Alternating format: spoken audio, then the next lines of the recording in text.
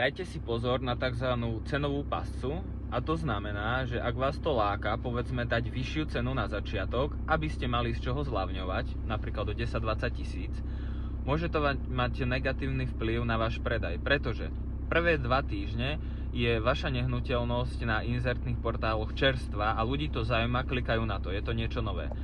Ale ak ju tam máte mesiac a nehýbe sa to, znížite cenu, ľudia už vidia, že je to taký ležiak a buď už vám ani nezavolajú, lebo si myslia, že je niečo v neporiadku, alebo sa vám môžu ozvať, ale už budú chcieť zlacňovať ceny a koniec koncov môžete ešte predať nižšie, ako by ste vôbec chceli.